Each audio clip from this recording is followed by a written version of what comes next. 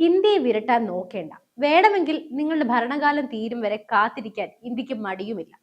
വാഷിംഗ്ടണിലെ കനത്ത കാവലുള്ള state department ഓഫീസിനുള്ളിൽ ലോകത്തിലെ ഏറ്റവും വലിയ സാമ്പത്തിക ശക്തിയുടെ പ്രതിനിധികൾക്ക് നേരെ ഇന്ത്യയുടെ ദേശീയ സുരക്ഷാ ഉപദേഷ്ടാവ് അജിത് ഡോവൽ ഈ വാക്കുകൾ ഉച്ചരിക്കുമ്പോൾ അവിടെ നിശബ്ദത തളം കെട്ടി നിന്നു. വെറുമൊരു ഭീഷണി ആയിരുന്നില്ല അത്, മറിച്ച് ഉദിച്ചുയരുന്ന ഒരു ഭാരതത്തിന്റെ ആത്മവിശ്വാസമായിരുന്നു. ഡൊണാൾഡ് ട്രംപ് എന്ന താരിഫ് മാൻ ലോകത്തെ ആകെ നികുതി ഭീഷണിയിൽ നിർത്തുമ്പോൾ ഇന്ത്യ മാത്രം എങ്ങനെയാണ് ആ സമ്മർദ്ദത്തിന് മുന്നിൽ തളരാതെ നിന്നത്? അദാനി വിഷയത്തിലും എപ്സ്റ്റീൻ ഫയലുകളിലും മോദി സർക്കാരിനെ കുടുക്കി ഇന്ത്യയെ കൊണ്ട് കരാറിൽ ഒപ്പിടുവെക്കാമെന്ന് കരുതിയവർക്ക് എങ്ങനെയാണ് അല്ലെങ്കിൽ എവിടെയാണ് പിഴച്ചത്?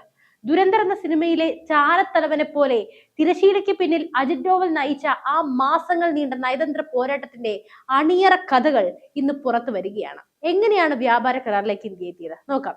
അമേരിക്കയെ മുട്ടുകുത്തിച്ച ഓപ്പറേഷൻ ട്രംപ് ഇന്ത്യയുടെ ചരിത്രത്തിലെ ഏറ്റവും വലിയ ഈ നയതന്ത്ര വിജയത്തിന്റെ പൂർണ്ണ രൂപം ഈ വീഡിയോയിലൂടെ നമ്മൾ ചർച്ച ചെയ്യുന്നു.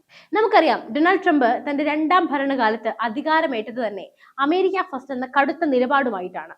വിദേശ രാജ്യങ്ങളിൽ നിന്നുള്ള ഇറക്കുമതിക്ക് കനത്ത നികുതി ചുമത്തി അമേരിക്കൻ കമ്പനികളെ സംരക്ഷിക്കുക എന്നതായിരുന്നു അദ്ദേഹത്തിന്റെ ലക്ഷ്യം. ഇന്ത്യയെ താരിഫ് കിങ് എന്ന് വിശേഷിപ്പിച്ച ട്രംപ് ഇന്ത്യൻ ഉൽപ്പന്നങ്ങൾക്ക് മേൽ 50% വരെ നികുതി ചുമത്തുമെന്ന് ഭീഷണിപ്പെടുത്തി. ഇതൊന്നും കൂടാതെ മറ്റൊരു വലിയ ഭീഷണിയും ഇന്ത്യക്ക് മുന്നിലുണ്ടായിരുന്നു.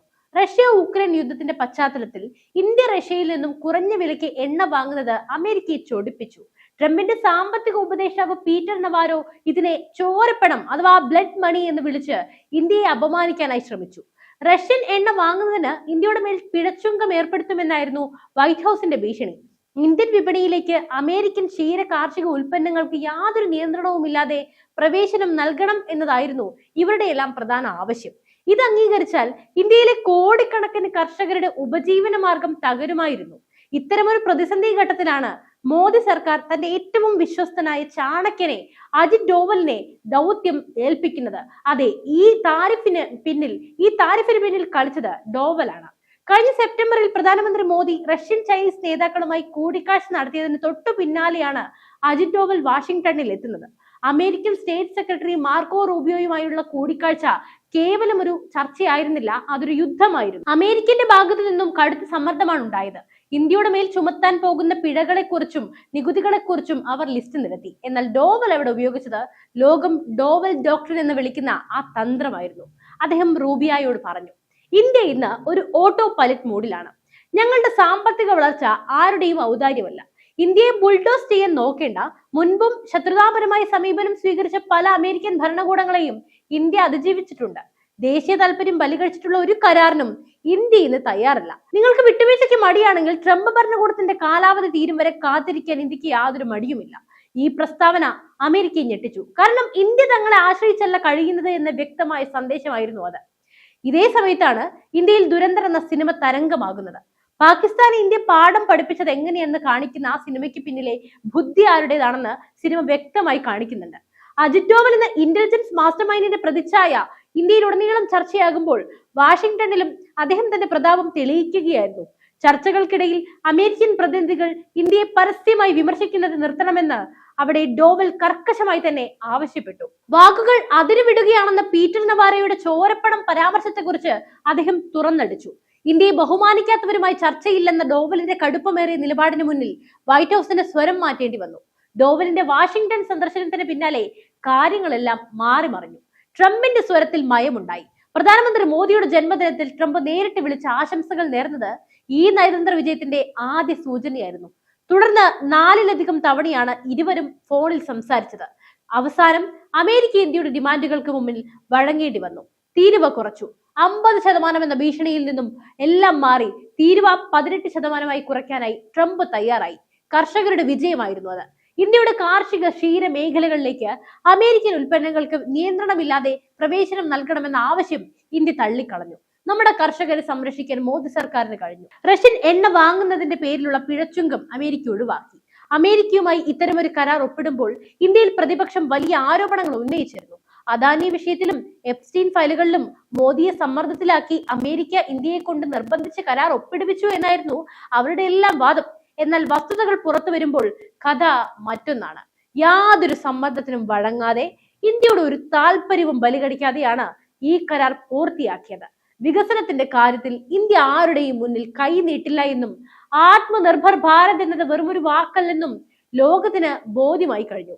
അമേരിക്കയെ വരുതിയിലാക്കിയതോടെ ഇന്ത്യ തന്റെ അടുത്ത വമ്പൻ നീക്കത്തിനായി തുടക്കമിട്ടിരിക്കുകയാണ്. അത് ഇന്ത്യ യൂറോപ്പ് വ്യാപാര കരാറാണ്. ചൈനയുടെ BRI അഥവാ ബെൽറ്റ് ആൻഡ് റോഡ് ഇനിഷ്യേറ്റീവ് പദ്ധതിക്ക് ബദലായി ഇന്ത്യ മുന്നോട്ട് വെക്കുന്ന മിഡിൽ ഈസ്റ്റ് യൂറോപ്പ് സാമ്പത്തിക ഇടനാഴിക്ക് ഈ പുതിയ കരാറുകൾ കരുത്തേകും. അമേരിക്കൻ താരിഫ് കുറഞ്ഞതോടെ ഇന്ത്യൻ ഉൽപ്പന്നങ്ങൾക്ക് ആഗോള വിപണിയിൽ വലിയ സ്വീകാര്യത ലഭിക്കും.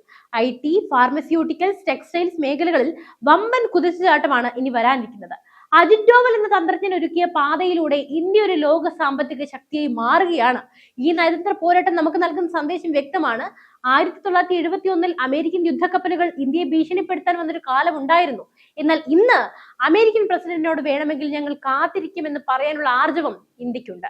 അജിത് ഡോവൽ എന്ന മഹാമേരുവും നരേന്ദ്രമോദി എന്ന ദൃഢനിശ്ചയമുള്ള നേതാവും ചേർന്ന് ഇന്ത്യയെ നയിക്കുമ്പോൾ ഒരു വൻ ശക്തിക്കും നമ്മളെ തളയ്ക്കാനാകില്ല.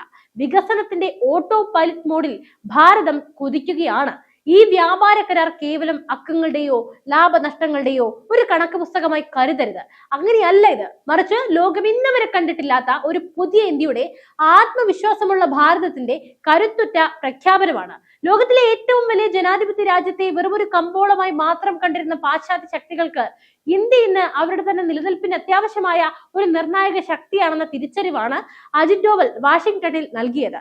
ആധുനിക ഭാരതത്തിന്റെ ഈ കുതിപ്പിനെ ഓട്ടോ പൈലറ്റ് മോഡെന്ന് ഡോവൽ വിശേഷിപ്പിച്ചപ്പോൾ അതിന്റെ അർത്ഥം വ്യക്തമായിരുന്നു. ആരുടെയും ഔദാര്യമോ സഹായമോ ഇന്ത്യയുടെ വളർച്ചയ്ക്ക് ഇനി ആവശ്യമില്ല. ഇന്ത്യയെ ആരും തിരിഞ്ഞു നോക്കേണ്ട കാര്യമില്ല. ഭീഷണികൾക്ക് മുന്നിൽ പതറുന്ന പടി ഇന്ത്യയല്ല ഇത്. പകരം ഭീഷണിപ്പെടുത്തുന്നവർക്ക് നേരെ കൃത്യമായ ദൂരക്കാഴ്ചയോടെ കണ്ണിൽ നോക്കി അല്ല എന്ന് പറയാൻ ധൈര്യമുള്ള ഇന്ത്യയാണിത്. റഷ്യൻ എണ്ണയുടെ കാര്യത്തിലായാലും കാർഷിക മേഖലയിലെ വിട്ടുവീഴ്ചകളുടെ കാര്യത്തിലായാലും ഇന്ത്യ ഉയർത്തിപ്പിടിച്ചത് സ്വന്തം ജനതയുടെ താല്പര്യം മാത്രമാണ്.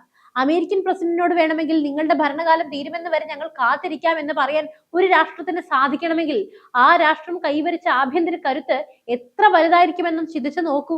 സാമ്പത്തികമായും സൈനികമായും സാങ്കേതികമായും ഇന്ത്യ ഇന്ന് കൈവരിച്ചിരിക്കുന്ന സ്വയം പര്യാപ്തതയാണ് ഡോവലിന്റെ വാക്കുകൾക്ക് കരുത്ത് നൽകിയത്. അദാനി വിഷയത്തിലോ മറ്റു വിവാദങ്ങളിലോ കുടുക്കി ഇന്ത്യയെ തളച്ചിടാമെന്ന് കരുതിയ വിദേശ ശക്തികൾക്ക് ഇതൊരു പാഠമാണെന്ന് കൂടി നിങ്ങൾ കരുതിയിരുന്നോളൂ. ഇന്ത്യയുടെ നയതന്ത്രം ഇന്ന് പ്രതിരോധത്തിലല്ല, മറിച്ച് അത് ആക്രമണോത്സുകമാണ്.